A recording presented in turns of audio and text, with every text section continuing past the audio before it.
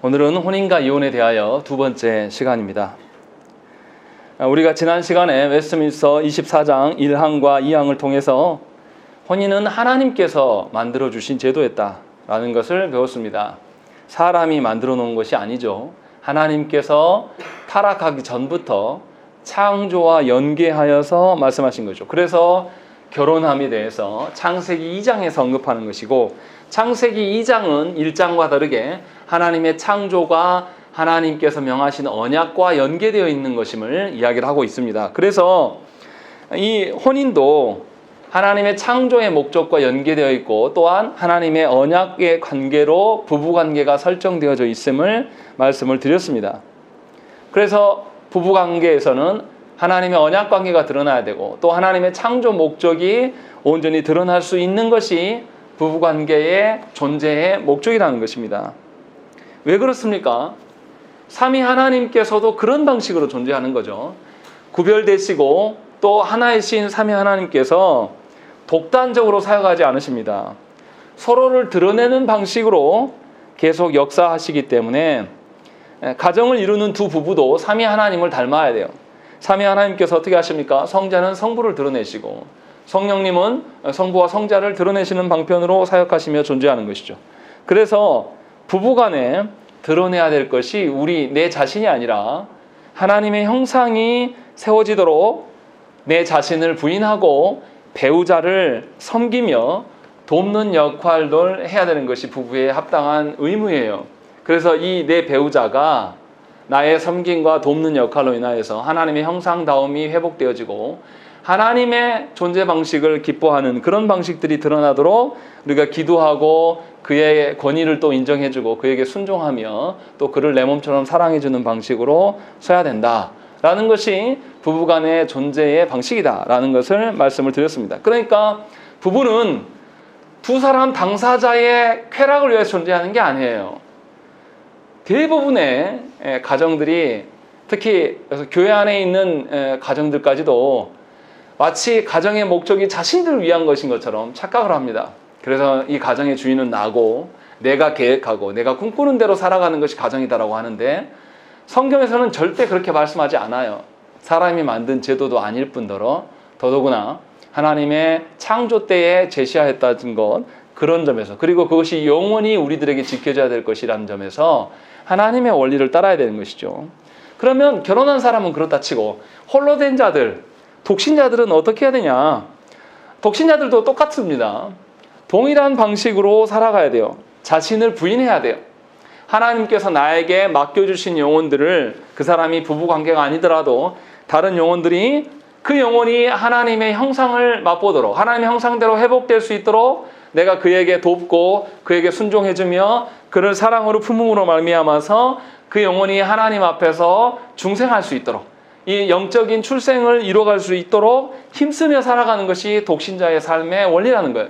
그러니까 결혼을 했든지 결혼을 하지 않고, 또 결혼을 했으나 사별하여서 홀로 되었다든지, 어쩌든 간에 홀로 살아가든지 두 사람이 함께 살아든지 살아가는 방식은 똑같아요. 하나님께서 주신 영혼들을 위하여서 우리의 인생을 희생하고 자기 십자가를 지고 자기를 부인하면서 살아가는 것이 모든 살아가는 삶의 원리예요. 그래서 거기 안에 영혼이 잉태되어지고 영혼이 자라가는 것들이 드러나야 되는 것이 가정이라는 것입니다. 그래서 혼인관계가 하나님 나라가 오시기 전까지 하나님이 원래 주셨던 창조 질서가 이 혼인관계에 드러나야 돼요.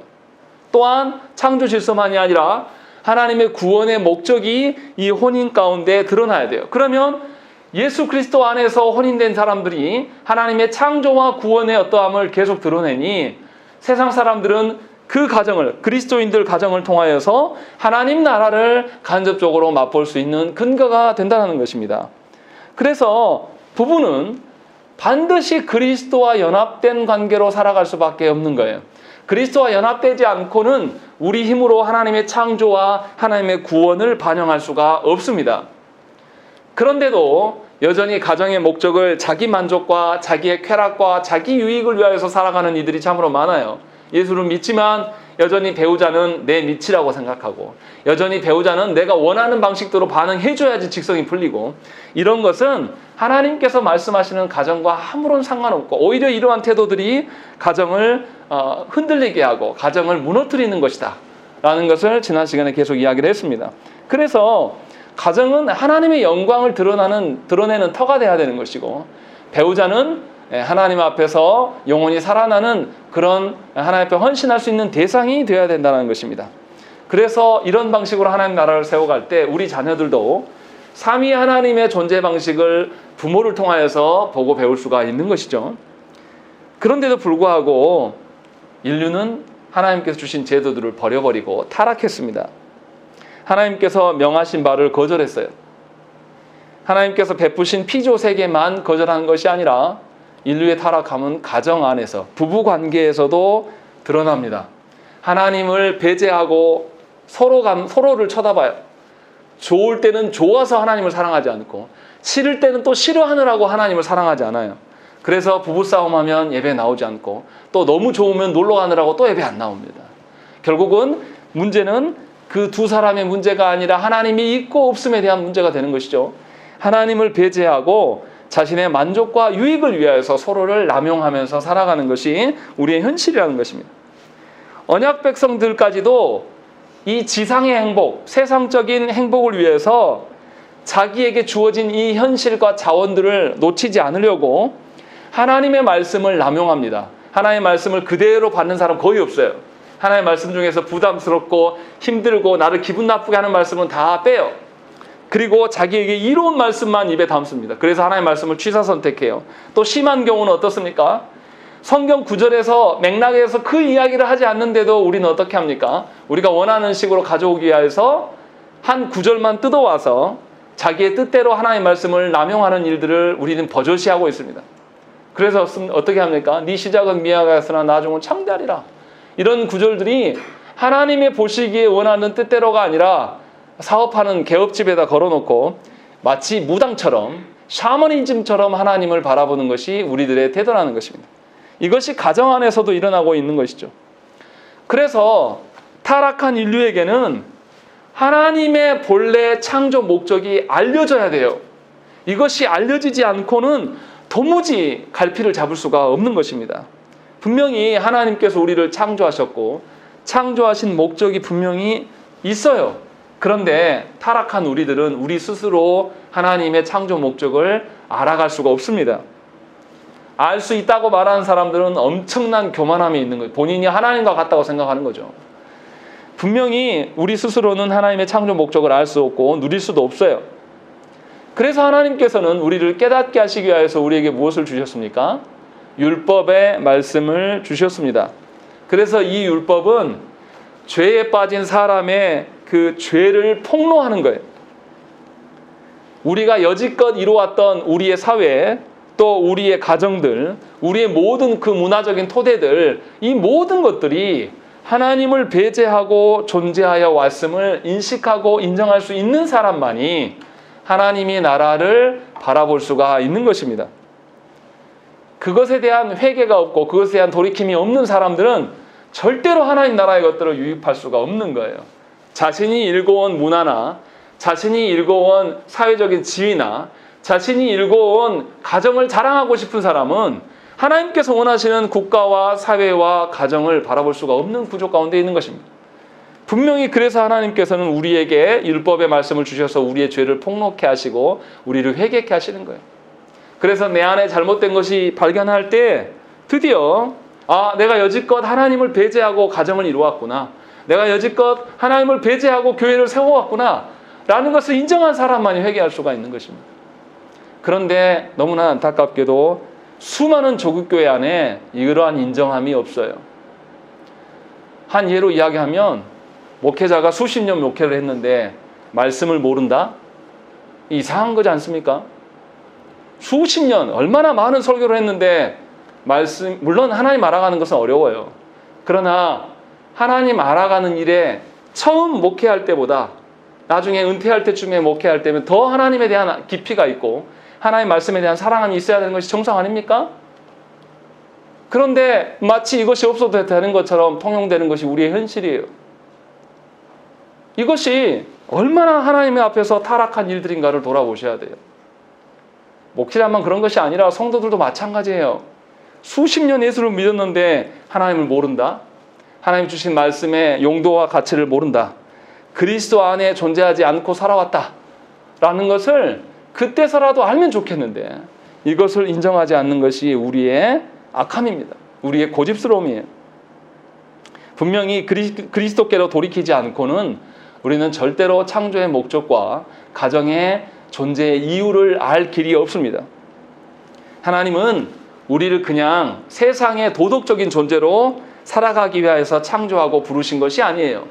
제가 참으로 안타까운 것은 목회자나 교회 직분자를 바라보면서 세상의 도덕적인 기준으로 말하는 인간들을 보면 참으로 안타까워요. 마치 목회자가 모든 것을 베풀고 이 목회자가 이 시대의 어려운 사람, 어떤 사회적인 어려운 사람들을 구제하는 것이 교회의 역할인 것처럼 말하는 분들이 있어요. 그것이 교회의 목적이 아닙니다. 도덕이나 세우려고 하나님께서 교회를 세우는 게 아니에요. 하나님 나라의 질서가 세워지면 도덕은 따라오는 겁니다. 이거는 부수적인 거예요. 교회가 무슨 복지법인인 것처럼 생각하는 분들이 많아서 교회는 자비를 베풀어야 되고 교회는 무조건 여러분들의 엄청난 착각이에요. 하나님의 창조 목적과 구원 목적이 없는 교회, 사회복지만 열심히 하고 하나님의 주권자 되심을 인정하지 않는 교회는 교회가 아닙니다. 그런데도 그것이 교회인 양 이야기하고 목회자에게 그것을 요구하는 것이 세상이고 또 놀라운 것은 성도들이라는 것입니다. 그러니까 하나님의 하나님 되심을 교회 안에서 찾는 것이 아니라 사회복지를 구하고 어떤 상담을 원하고 인간적인 위로를 원하면서 예수 믿는다라고 말하는 사람들이 교회 안에 중직자들 가운데 너무나 많아요. 이것에 대해서 회개하지 않는 조국 교회는 결코 교회다워 세워질 수가 없는 것입니다. 그리스도께로 돌아오지 않으면 하나님의 원래 의도, 하나님이 창조하시고 우리를 구원하신 원의를 알 수가 없는 것입니다. 그래서 부르심을 입은 자들은 뭐 해야 되냐면 하나님의 원래의 의도를 밝히고 이것을 드러내는 일에 우리가 힘써야 돼요. 우리의 표정 하나, 우리의 말하는 것 하나, 우리가 신앙생활을 해나가는 모든 과정 속에서 하나님을 사랑하고 하나님의 원래 목적이 그리스도 안에서 세워져 가는 것을 우리가 인정하고 그리스도께 붙들려 살아가는 것이 우리의 가정 안에 당연시 드러나야 되는 것이 신자의 삶이에요. 믿음이 좋은 가정 이렇게 하라는 게 아니라 모든 가정이 이래야 된다는 거예요. 그런데 조국교회 안에서는 이런 가정이 거의 드물어요. 마치 믿음이 좋은 가정만 이래야 될 것처럼 이 토대를 바꾸지 않고는 교회가 세우지 않습니다. 여러분들의 생각을 다 고치셔야 돼요. 그렇지 못함에 대해서 회개하고 내 가정이 그렇지 못함에 대해서 하나님께 죄송한 마음을 여겨야지 자꾸 이 핑계대고 저 핑계대고 그것은 목회자 가정이나 있는 것이고 없는 것처럼 말하지 말라란 말이에요. 제가 설교하면서 목양하면서 계속 가르치면서 답답한 것은 무엇이냐면 말씀이 어렵고 하기가 어렵다라고만 이야기하는 사람은 수두룩한데 하나님께서 그렇게 하신다, 하나님께서 그렇게 바꾸시더라라는 고백이 없다라는 거예요. 왜 그렇습니까? 자신들이 입겨온 토대만을 계속 강조하는 거예요. 자신들이 해왔던 것에 근거해서 하나님을 바라보니 하나님이 왜 쉽겠습니까? 어렵죠. 당연한 거 아닙니까? 하나님을 알아가는 것이 사람 알아가는 것처럼 쉬운 겁니까? 하나님 알아가는 거 당연히 어려운 거예요.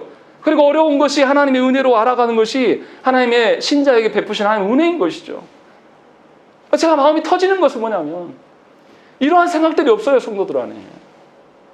자신들이 본 것을 토대로 가정을 말하고 자신들이 본 것을 토대로 부부를 말하고 자신이 본 것을 토대로 교회를 말한단 말이에요. 그럼 뭐하러 우리가 배웁니까? 왜 성경을 봐요? 볼 필요 없죠.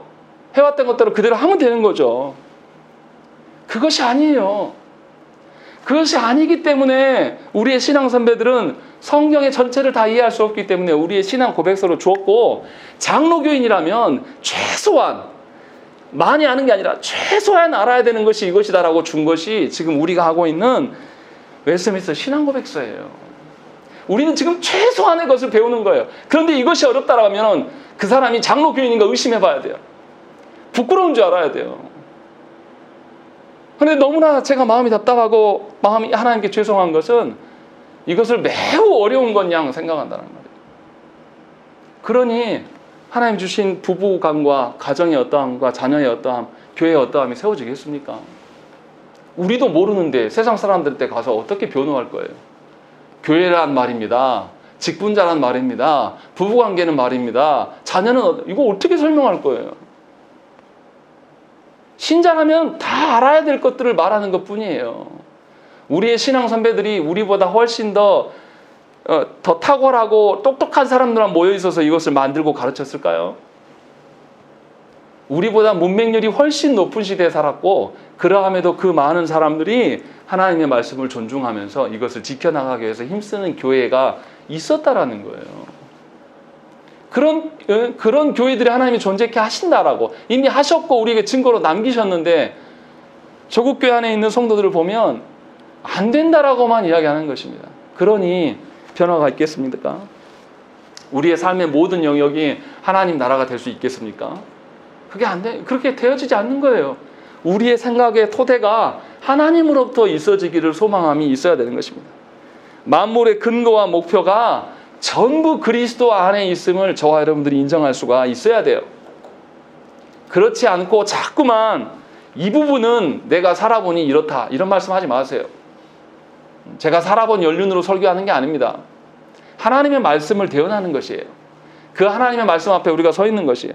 그러니 혼인뿐만 아니라 자녀를 양육한 뿐만 아니라 교회를 세워가는 것뿐만 아니라 세상의 모든 것들이 하나님의 창조 목적 안에 그 목적안이 그리스도 안에서 세워져 가고 있음을 저와 여러분들이 인정하셔야 된다는 것이죠. 이것에 대한 토대가 마련되지 않으면 어떻게 혼인을 통해서 하나님의 창조 목적과 구원 목적이 세워지겠습니까? 이것을 인정하지 않는 사람이 무슨 개혁을 하겠어요? 개혁의 꿈도 안 꾸는 거죠. 일단 나에게 주어진 처지와 환경이 훨씬 중요하고 처지와 환경에 맞춰서 살아갈 거 뻔히 알아요. 분명하게 말씀드리는데 모든 만물의 근거와 목표가 삼위 하나님의 손에 있다라는 것을 인정하지 못하는 사람은 절대 가정의 변화를 꿈꿀 수가 없습니다. 자녀들의 변화요? 안 바뀝니다. 우리도 안 바뀌는데 누굴 바꿔요? 그래서 분명히 혼인을 이야기하기 전에 우리가 기억하셔야 될 것은 하나님의 모든 존재 목적이 하나님의 손에 있고 우리는 그것을 인정하는 것, 이게 너무나 중요하다 하는 것이에요. 그래서 2항과 3항에서 2항에서 가정의 4가지 목적을 밝혀줍니다. 혼인의 모든 목적들이 그리스도 안에 있다라는 것을 전제하고 이 4가지 목적을 말하는 것이에요. 그래서 첫 번째 뭐라고 되어 있습니까? 결혼은 남편과 아내가 서로를 돕도록 제정되었다라고 첫 번째 목적을 밝히는 것이죠. 부부가 서로 돕는 존재로 살아가는 것도 그리스도와 교회의 세계를 구현하는 것과 맥락을 같이 하는 것입니다. 아까 말씀드린 것처럼 삼위 하나님이 존재하는 방식처럼 배우자가 하나님의 형상으로 회복될 수 있도록 나를 드리고 헌신하는 것, 이것을 말하는 것이고, 두 번째는 뭐라고 되어 있습니까? 그리고 합법적인 자손으로 인류를 번성하게 한다라는 것이죠. 이 의미를 잘 살펴야 돼요. 합법적인 출산을 통해서 인류를 증대시키는 것이 그리스도와 교회의 관계에 비추어서 생각을 해야 되는 것입니다. 우리 한국 사회가 어땠습니까? 출산의 문제를, 또 공교롭게도 이 설교를 하는 동안에 우리 이름이 아직 확정된 건 아니지만 우빈이라고 이름 지을 것 같아요. 우리 우빈이를 하나님께서 주셨어요. 출산의 기쁨을 꼭 이 시기에 하나님 보고 계신 것처럼 꼭 이 주간에 주셨던, 저는 더 감사합니다. 그런데 출산의 문제를 생각할 때 과거에 독재 정권에서 무슨 이야기 했습니까? 인구가 너무 많아지니 하나만 낳아 잘 기르자라고 말했어요. 그래서 그때 목적이 뭐예요? 그때 여러분들 많이 들어보셨잖아요. 우리나라의 모든 사람들에게 노래 불렀잖아요. 어떻게 하자고요? 박정희 정권 때 불렀던 노래 있지 않습니까? 잘 살아보세. 그 잘 살아보세가 뭡니까? 하나님 앞에서 잘 살아보세가 아니에요. 돈 잘 벌고 굶지 않고 살자. 이것이 목적을 두고 살아서 이것에 세뇌당했습니다. 너무나 안타깝게도 그때 살아보신 분들은 여전히 잘 사는 것이 목적입니다. 잘 살려고 보니까 새끼들이 많으면 안 돼요. 물질도 많아야 돼요. 그러나 자녀들은 많으면 안 됩니다. 그래서 하나만 낳자라고 계속 이야기를 해왔습니다. 그리고 모든 사람들이 돈의 노예가 되었습니다. 자녀를 뭐로 키웁니까? 하나님의 말씀으로 키운다고 생각하지 않습니다. 우리 시대는 이미 자녀는 어떻게 키웁니까? 돈으로 키워요. 신문 기사에 한 자녀가 대학까지 갈 동안 몇 억이 든다. 우리 이거 다 믿지 않습니까? 그러니까 돈 없으면 안 낳겠다는 거예요. 생명의 주권자이신 하나님 앞에서 뭐냐면 생명을 조절하는 주권이 나에게 있습니다라는 것을 우리가 다 말하고 있는, 믿는 사람들 똑같아요. 하나님께서 이 자녀를 키우심에 대해서 전혀 인정하지 않습니다. 이것이 그렇게 똑똑하다고 대한민국을 경제대국으로 세웠다라고 말한 독재 정권의 결과물이에요. 그리고 그것을 우리가 지금 벗어나지 못하고 있습니다. 그래서 너무 이상한 일이 일어나는 거예요. 자녀의 학원비를 마련하려고 부모가 자녀를 돌보지 않고 자녀를 놔두고 일하러 나가요. 이거 이상하다고 여러분들은 안 느낄 겁니다. 그런데 성경적으로 아주 이상한 거예요. 돈 벌기 위해서 우리 자녀를 아무도 또 모르는, 누군지도 모르는 사람에게 자녀를 신생아 때부터 맡겨요. 그리고 일하러 나가는 것이 이게 정상적인 것입니까? 아주 비정상적인 것인데 우리는 이것을 당연히 받아들이는 거예요. 어떻게 된 거죠? 전부 돈의 노예가 되는 거예요. 잘 살아보는 것이 목적이에요. 그러나 하나님을 의존하지 않고는 가정이 세워지지 않습니다. 시편 말씀에서도 뭐가 있습니까? 하나님께서 가정을 세우지 아니하고는 우리의 수고가 아무런 필요가 없다. 성경에서는 분명히 그렇게 말씀하고 있어요. 하나님이 키우신다 라고 말하는데 우리는 우리가 키운다라고 생각합니다. 그래서 자신이 계획하고 자신이 꿈꾸는 것들을 아이들이 따라와줘야 돼요. 못 따라오면 그 아이들한테 갑질을 행세합니다. 화를 내고 막 화를 내요. 본인이 마치 그 자녀들의 주인인 양. 그러나 미안하지만 그 자녀의 주인은 하나님이세요. 돈으로 키우는 것도 더더욱 아니라는 것입니다. 그래서 돈의 노예가 되어서 어땠습니까? 가정이 전부 파괴되어 버렸어요. 이제는 자녀들이 부모도 죽여요. 아무리 부모가 말을 해도 자녀들도 알아요. 아, 나를 사랑함이 아니라 당신 뜻대로 하고 싶어서 저러는구나. 그것을 못 참으면 살인도 강행합니다. 이것이 흔한 이야기가 되어버렸어요. 이것에서 우리가 깨달아야 돼요. 하나님께서 키우신 것이지 하나님께 맡기지 않음으로 인하여서 결국은 위와 아래의 관계가 다 찢어지고 없어진 거죠. 그래서 요즘 중학생들이 60대 노인 할머니한테 담배 사달라고 해서 안 사다 주니까 할머니 조롱하고 이런 일들이 있는 거 아닙니까? 왜 그렇습니까? 하나님께서 가르치시고 하나님께서 세우신다는 생각이 이 사회에 없어요. 그냥 우리의 능력과 힘으로 잘 살아보면 되는 겁니다. 그래서 늘 말씀드렸지만 서로 인상하면서 부자 대세요가 인사가 되는 그런 더러운 나라. 대통령을 뽑는데 정의와 공의를 세우는 나라가 아니라 돈 잘 벌리게 하는 대통령이 되면 된다는 이런 썩어 빠진 생각들. 그래서 자녀들까지도 전부 돈의 노예가 되었습니다. 우리 자녀들 교육 현실에 가보세요. 자녀들한테 먹이는 문제 경제 노름하고 있어요.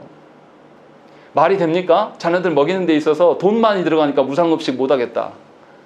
돈놀이하고 있는 겁니다. 자녀들에게 주는 그 학식도 급식도 뭐냐면 돈이 얼마나 들어가냐 안 들어가냐 이거 따지고 있는 겁니다. 여러분들 그렇게 자녀 먹이십니까? 집에서? 근데 우리 사회 시스템은 교육 시스템은 다 그렇게 돼 있는 거예요 이미. 얼마나 큰 문제인지 모릅니다. 이번 문제에서 우리가 생각을 해봐야 돼요. 합법적인 자손으로 인류가 번성하게 된다. 잘 사는 것이 목적이 아니라 하나님이 보시기에 합당한 인류가 번성되어야 되는 것입니다. 이것을 지금 말하고 있는 것입니다. 그리고 세 번째, 가정의 목적은 거룩한 자녀를 통한 교회를 증대시키는 것이다. 거룩한 씨로 교회가 번성해야 된다라고 이야기를 하고 있는 것입니다. 이것도 그리스도를 떠나서는 불가능한 겁니다. 교회가 거룩해질 수 있는 근거는 그리스도 외에는 없어요. 여러분들의 자녀의 영혼이 하나님의 자녀가 되는 것 그리스도께 달려있는 겁니다. 그러니까 그리스도에 대해서 가르치고 배워야 돼요.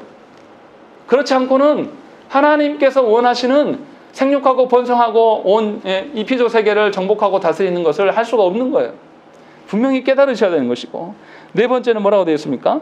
부정을 예방하기 위하여서 제정되었다라고 되는 것입니다. 결혼을 통해서 부정을 예방한다? 이게 무엇입니까? 이 사람의 쾌락을, 성욕을 채울 수 없는 이런 것들이 있기 때문에 배우자를 통하여서 서로가 자신을 내어주는 것이죠. 그렇게 해서 배우자가 더 이상 욕망에 노출되지 않도록, 욕망의 노예가 되지 않도록 책임지라고 하나님께서 결혼케 하셨다는 것입니다. 이것 또한 그리스도를 배제한 채 고려하면 안 돼요. 그리스도께서 교회를 자기를 주신 것처럼 생각해야 돼요. 그리스도께서 교회의 거룩함을 위하여서 자신을 주신 것이지, 교회가 마음껏 누리고 세상에서 대장 노릇하고 세상에 권세 잡으라고 주신 것이 아니에요. 그런데 조국교회 안에 수많은 목회자들이 정치판에 뛰어들고 교회가 갑질을 해야지만 직성이 풀리는 분들이 많아요. 이것은 그리스도께서 교회에게 주신 그런 방식이 아니라는 것입니다. 분명히 하나님께서 부부관계에서 그리스도의 거룩함을 느끼면서 하나님 주신 그 정욕까지도 부부관계에서 아름답게 해결하도록 자신의 주권대로가 아니라 상대방을 욕망에 빠지지 않도록 보조하라고 하나님께서 허락하신 거예요. 그래서 부부는 지나친 쾌락주의에 빠져서는 또 안 돼요. 또 반대로 지나친 금욕주의에 빠져서도 안 된다는 것입니다. 그리스도께서 교회를 바라보면서 무슨 이야기를 하셨습니까? 그들의 필요를 채우셨습니까? 채우시지 않으셨습니까? 채워주셨어요. 그러나 어느 정도 선이에요. 부자에게는 뭐라고 말씀하셨습니까? 네 재산을 다 팔고 나를 따라라고 이야기했어요. 그리고 아무것도 없는 가난한 자들, 아무것도 기댈 수 없는 고아와 과부에게는 어떻게 했습니까? 그들의 필요를 채워주시는 하나님이에요.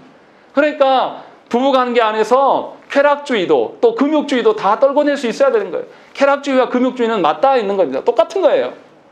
하나님의 법을 떠나는 것들이 드러나는 것입니다.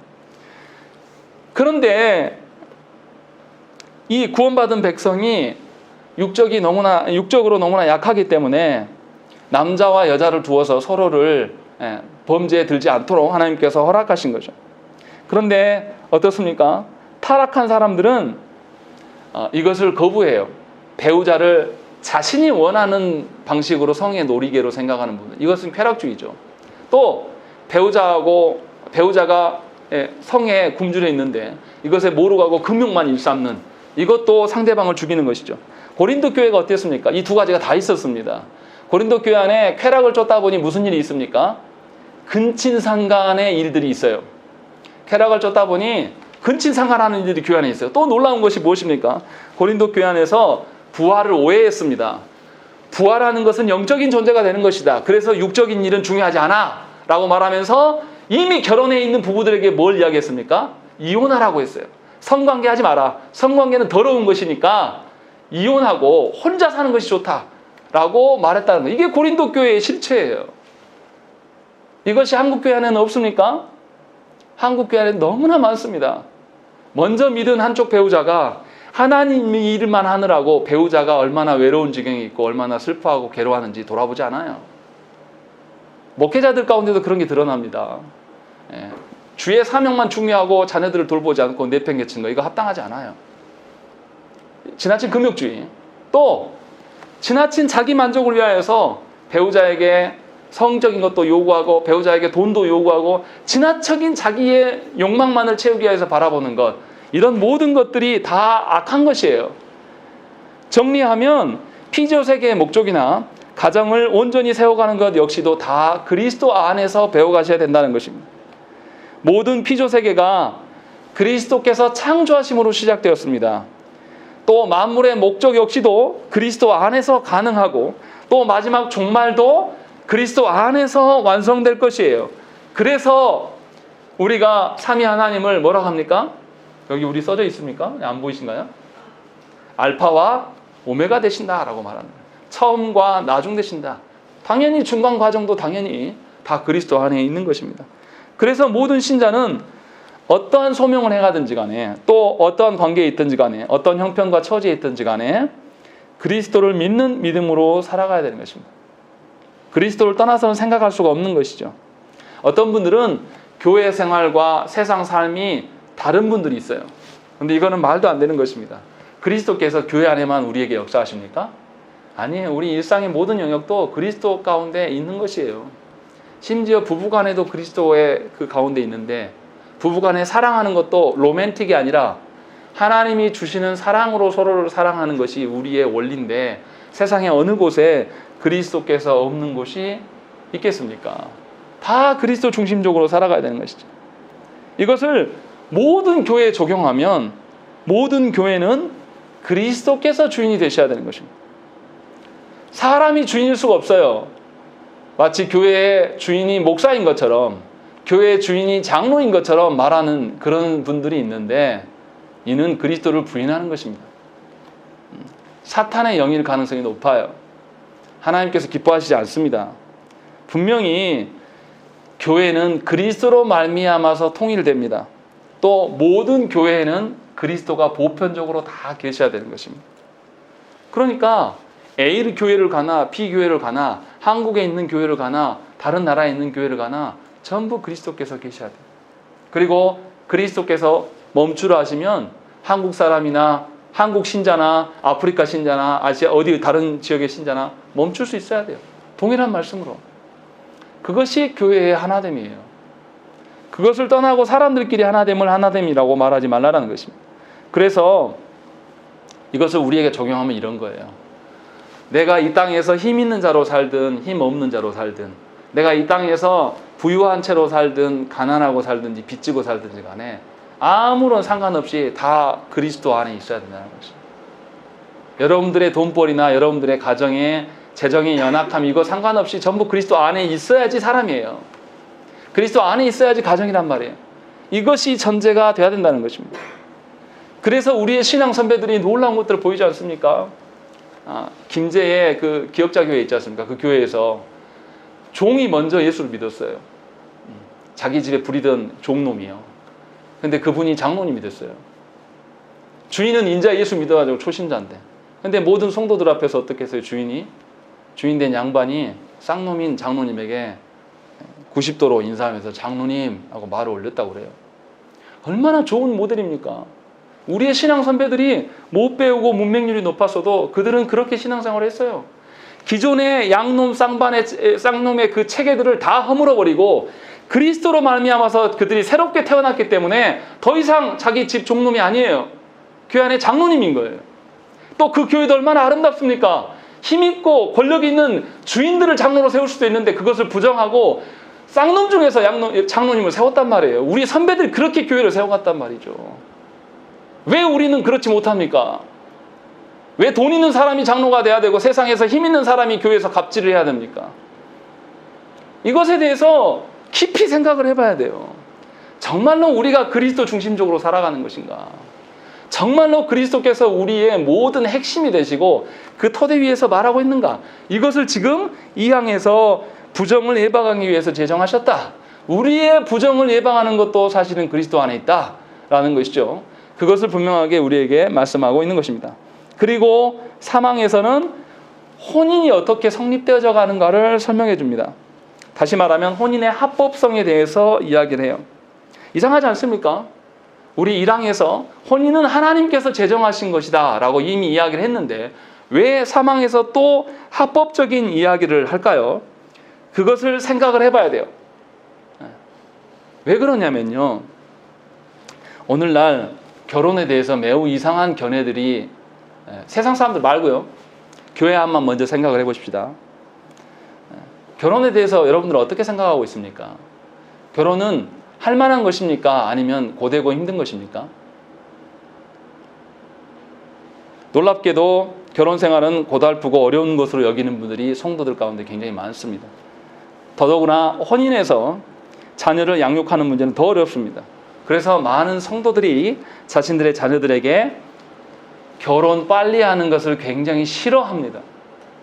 또 어떤 분들은 결혼하지 말라라고도 이야기를 해요. 그러면서 본인이 신앙이 좋은 것처럼 떠벌리고 다닙니다. 결혼 하나님께서 언제 우리에게 제정해 주셨습니까? 창조 시에 제정해 주신 거예요. 누가 이것을 부인합니까? 하나님께서 주신 독신의 은사가 있는 분들은 모르겠어요. 하나님의 사역을 위하여서, 사명을 위하여서 본인이 철저하게 하나님께 자신의 인생을 드리겠다라고 그런 선언한 사람 외에는 결혼하는 것이 마땅한 거예요. 그런데 우리 시대는 독신이 혼인보다 더 좋은 것처럼, 거룩한 것처럼 포장합니다. 이게 언제 있었던 이야기입니까? 중세시대에 로마 교회가 이렇게 했어요. 그래서 로마의 사제들은 다 뭐 했습니까? 결혼하지 않았습니다. 결혼하지 않고 온전히 하나님께 바쳐져 산다고 생각을 했어요. 그런데 놀라운 것은 뭡니까? 사제들이 모인 곳에, 수녀들이 있는 곳에 뭐가 생겼어요? 고아원이 생겼습니다. 이 고아원의 자식들이 누구 자식입니까? 사제와 수녀들이 낳은 자식들이에요. 그게 역사가 증명해주고 있는 겁니다. 독신이 하나님 주신 은사로 독신을 취하는 것이 아니라 자신의 이름과 자신의 거룩함을 드러내려고 하는 독신은 악한 거예요. 그래서 역사 가운데 로마 교회가 독신이 결혼한 것보다 더 우월하다라고 늘 가르쳤는데 이것이 아주 악한 겁니다. 조심하셔야 돼요. 너는 결혼하지 말고 혼자 살아라, 편히 살아라. 몇십 년은 그렇게 살겠죠. 하나님 나라 가서 뭐라고 할 거예요? 하나님 주신 은사도 아닌데 그냥 자기 편하려고 혼자 산 거. 그것이 자녀를 가르치는 부모의 할 소리입니까? 그리고 결혼이 힘들고 어렵습니까? 왜 하나님께서 창조 때부터 결혼을 주셨을까요? 왜 둘이 하나 되어서 또 자녀를 양육하는 게 굉장히 고달프고 힘든 일인데 왜 하나님 주셨을까요? 그 안에 그리스도와 교회의 어떠함을 경험하라고 하나님 주신 것, 그것이 은혜예요. 그런데 우리 시대는 이것을 다 거부합니다. 그러나 분명히 우리는 기억해야 돼요. 하나님께서 타락하기 전부터 혼인 제도를 주셨다는 것이죠. 바울도 뭐라고 하냐면 절제할 수 없거든 결혼하라고 했어요.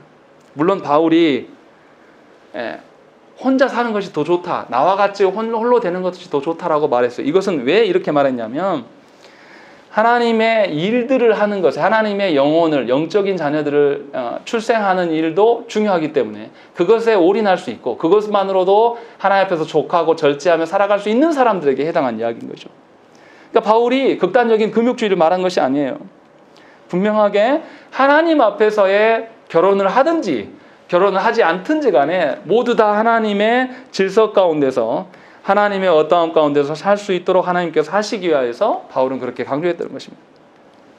그래서 놀랍게도 우리 시대만이 아니라 웨스트민스터 신앙고백서를 작성했던 그때 당시의 목회자들도 이것을 넣은 거예요. 그때 사람들이 어떻게 생각했다는 거죠? 독신이 더 거룩한 것처럼 생각했다는 거죠. 그거 아니다 라는 것을 알려주려고 사망의 이 이야기를 넣었다는 거죠. 결혼의 합법성, 이것을 강조하고 있는 것입니다. 또 우리가 하나를 기억해야 될 것은 뭐냐면 단지 그것만을 말하고 있지 않습니다. 사망의 두 번째 줄 보면 그리스도인들은 오직 주 안에서만 결혼해야 된다라고 되어 있습니다. 혼인의 합법성은 오직 그리스도 안에 있을 때만 합법적인 것입니다. 하나님의 영원한 구원을 위해서 혼인 제도를 주셨기 때문에 혼인은 반드시 구원자 대신 예수 그리스도 안에 있어야 됩니다. 그리스도 안에 있을 때라야 하나님께서 주신 배우자를 남용하지 않을 수가 있습니다. 정말로 이 배우자가 하나님 앞에서 온전히 설 수 있을까 없을까를 판단하면서 그에게 요구할 것도 요구하고 절제할 것도 절제할 수 있는 이런 방식으로 서가는 것이죠. 그래서 그리스도 앞에 서 있어야지만 배우자를 존중할 수가 있는 것입니다. 그리스도를 떠나면 우리는 이기적이고 악해서 배우자가 힘들지 만들지 나에게 해주지 못한 것만 이야기하면서 우리 가정에 평화가 없음의 책임을 누구에게 돌립니까? 전부 배우자에게 돌리는 거예요. 이것은 아주 악한 겁니다. 남녀 간에 흔들 일이 있을 때 주로 고통하고 힘들어하는 분이 여성 쪽이 훨씬 많습니다. 그런다고 해서 여성이 피해자이냐? 아니에요. 그리스도 안에서 하나 되면 되는 거예요. 그런데 유독 딸 가진 부모들의 태도가 아주 악합니다. 자신들만 피해자인 것처럼 말하는 경향이 있고 우리 시대도 여성들이 그렇게 다들 많이 생각해요. 자신들만 희생하고 포기한 것처럼. 그러나 그렇지 않습니다. 그리스도 안에서 서로 안에 존중하는 방식으로 서요. 누구도 피해자가 없어요. 그리스도께서 그렇게 무능하고 아무것도 모르실까요? 우리의 형편을 몰라서 이러한 배우자를 나에게 살게 하셨을까요? 그리고 그런 배우자가 나를 힘들게 하는데 그냥 보고만 계시는 분이 하나님이십니까? 그렇지 않아요. 분명히 이것을 깨달으셔야 돼요. 주 안에서 서지 못하고 이미 결혼한 분들은 그냥 살라고 했어요. 대신 살면서 그냥 사는 게 아니라 그리스도의 어떠하심을 그에게 증거하면서 살아가라고 하나님께서 지속하시겠다고 약속하셨단 말이에요. 그래서 어떻습니까? 한쪽 부모만 믿어도 유아세를 줍니까? 안 줍니까? 그래서 주는 거예요. 그러니까 내 배우자가 지금 어떻든 말든 간에 그리스도의 손 안에 있도록 하는 것이 너무나 중요한 거예요. 그러나 처음 결혼할 때부터 불신자라고 혼인하라고 하신 것은 아니에요. 분명히 불신자와 혼인하는 것은 합당하지 않습니다. 고린도후서 6장 14절에 우리가 아까 읽었던 말씀. 너희는 믿지 않는 자와 멍에를 함께 매지 말라. 의와 불법이 어찌 함께하며 빛과 어둠이 어찌 사귀며 라고 되어 있습니다. 멍에, 소를 끄는 멍에가 있는데 이 멍에로 두 마리 서로 이어주죠. 근데 한쪽만 힘이 세면 어떻습니까? 이 쟁기질이 됩니까? 한쪽 소만 축 나고 힘센 소까지도 약해져 버려요. 그래서 힘이 균등한 소를 붙여주죠. 이렇게 비유를 하면서 선한 것과 악한 것이 함께할 수 없다라는 것을. 그리고 15절에는 뭐라 했습니까? 그리스도와 벨리알이 귀신이죠. 벨리알이 어찌 조화되며 믿는 자와 믿지 않는 자가 어찌 상관하며 라고 이렇게 언급하고 있는 것입니다. 아무리 신앙이 좋은 신자라 할지라도 사람은 결코 다른 영혼을 변화시킬 수가 없습니다. 어떤 분들은 결혼해서 전도하면 된다고 말합니다. 그건 누가 장담합니까? 그 사람이 바뀔지 안 바뀔지 우리가 책임질 수 있습니까? 이건 다르죠. 이 사람에게 교제하기 전부터 복음을 제시하고 이 사람이 하나님의 자녀가 될 것들을 촉구하고 복음을 줬어요. 그리고 그 사람이 복음에 반응하고 예수 믿음이 하나님 역사하심이 있으면 그러면 결혼해도 되죠. 근데 그것이 아직 결과가 나오지도 않았는데 그냥 무작정 결혼하는 것, 이거는 자기 영혼을 파는 것과 같은 거예요. 분명히 기억하셔야 된다는 것입니다. 그래서 이 땅의 사랑을 이루기 위하여서 하나님 나라의 질서를 저버리는 자가 되지 않도록 우리는 자녀에게 가르쳐야 됩니다. 신자는 오직 주 안에서만 결혼해야 됩니다. 신자는 오직 믿음으로 혼인하는 것이에요. 그러면 믿음을 확인해야 되지 않겠습니까? 주 안에서 혼인하라는 것은 동일한 믿음을 가지라는 거예요. 동일한 믿음은 무엇이며 어떻게 확인할 수 있습니까? 동일한 믿음은 바른 신앙 고백을 하고 있는가를 점검해야 돼요. 내가 믿는 예수 그리스도와 동일한 그런 신앙 고백을 하고 있는 자인가라는 것을 살펴야 되는 것이죠. 그래서 함께 동일한 방식으로 성찬에 참여하고 있는가, 정말 그리스도와 연합됨을 소망하고 또 성도들과의 연합됨을 소망하고 인정할 수 있는 자인가를 점검해야 되는 것입니다. 그래서 이처럼 동일한 믿음이 우리 안에, 그 영혼 안에 있는지를 점검해야 되는 것이죠. 그래서 그가 다녔던, 출석했던 교회 안에서 바른 말씀이 선포되고 있고 그가 바르게 배워가고 있는가를 확인해야 돼요. 이것은 결혼할 당사자만 확인할 것이 아니라 결혼할 당사자를 둔 부모들도 함께 적극적으로 협력해서 일들을 해나가야 되는 것입니다. 그리고 점검된 이후에 또 하나 확인해야 될 것이 있어요. 두 사람이 동일한 신앙 고백을 하고 동일한 성찬을 참여한다고 해서 바로 결혼시키는 게 아니에요. 두 사람이 혼인함으로 말미암아서 가정 안에 이룰 사명이 같아야 돼요. 가정 안에 사명이 다른데 두 사람이 결혼하면 한쪽이 계속 희생하고 고달파야 됩니다. 그렇지 않겠습니까? 목회자 가정을 이루는데 목사는 사명이 있는데 사모가 사명이 없어요. 그럼 어떻게 되겠습니까? 그 가정이 유지가 되겠습니까? 실제로 있었어요. 대전에 어떤 대형교회에서. 목사가 그 교회 담임인데 사모가 목사 2단이라고 물러가라고 앞에서 피켓 들고 2단 들고 함께 계속 데모해요.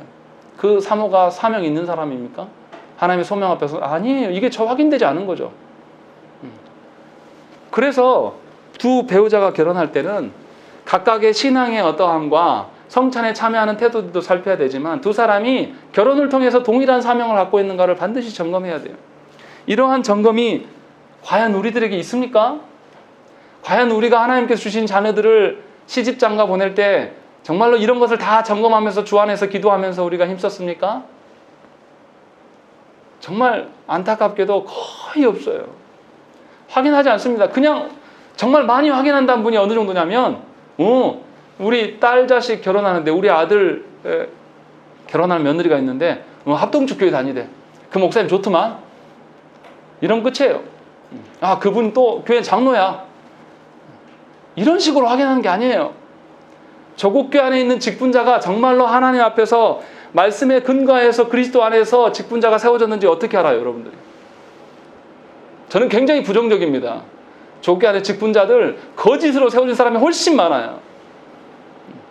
그리스도 앞에서 합당한 신앙 고백이요? 별로 없습니다. 교회들마다. 이것을 적극적으로 점검하면서 나아가야 돼요. 그렇지 않으면 우리 자녀들의 가정이 세워질 수가 없는 거예요. 이것이 이런 것들을 부모가 도와야죠. 그래서 가정에서 가정 예배를 할 때마다 정말로 우리 자녀들이 합당한 신앙 고백을 하고 있는가? 우리 자녀들이 과연 성찬에 참여할 만한 그런 영혼들이 있고 자기 자신을 돌아보면서 하나님께 회개하는 영혼들인가? 이러한 점검이 늘상 있어져야 돼. 자연스러운 것처럼. 그러면 우리 자녀들이 최소한 그런 기준들을 가지고 내 배우자하고 내 배우자 될 사람을 보지 않겠습니까? 제가 안 해본 게 아니에요. 지금 아직 어리지만 규원이가 1학년 때 좋아하는 여자아이가 있었어요. 근데 예수 안 믿으니까 포기하더라고. 예수 믿으니까 안 돼. 가르치면 어렸을 때부터 그런 생각들을 계속 가르쳐 나가고 믿음으로 계속 세워나가야 되는 거예요. 그렇게 해서 하나님의 합당한 언약의 가정들이 교회 안에서 세워져 가야 되는 것입니다. 이것이 먼 이야기가 아니라 우리에게 당도에 있는 이야기고 우리가 해야 될 이야기입니다. 그래서 분명히 모든 그리스도인 가정들이 주 안에서 혼인할 수 있도록 하나님 앞에 우리가 엄숙히 서약할 수 있어야 되고 힘써야 되는 것입니다. 그래서 주께서 주신 언약에 근거하여서 하나님 앞에서 서약하는 것이 혼인 관계라는 것을 저와 여러분들이 기억하셔야 되고, 이렇게 혼인 관계를 이뤄가면서 자신들의 목적이 아니라 하나님 나라의 영광을 세워가는 일에 우리가 힘써야 되는 것입니다. 그러할 때에 하나님의 언약의 백성들이 점차적으로 늘어나는 거예요. 그러니까 우리 우빈이가 하나님께서 주셨는데 태어남이 전부가 아니에요. 여기서부터가 이제 중요한 것입니다. 민철 형제와 나리 자매가 하나님의 언약의 자손으로 키워가야 됩니다. 정말로 그 가정에 그리스도가 중심이 되고 하나님의 자녀 될 수 있도록, 하나님께서 이 땅에 보내신 사명을 확인하며 사명대로 살아갈 수 있도록 그 아이를 키워갈 때에 드디어 언약 백성이 확대되고 증대되어 가는 것입니다. 이것이 합당한 결혼관이어야 된다는 것입니다. 그래서 저와 여러분들이 분명하게 우리 가정을 통해서도 하나님의 언약과 하나님의 복락이 세워지기를 소망하고 또 그것이 실현되어지기를 소망하는 저 여러분 되시기를 간절히 축원합니다. 함께 기도하겠습니다.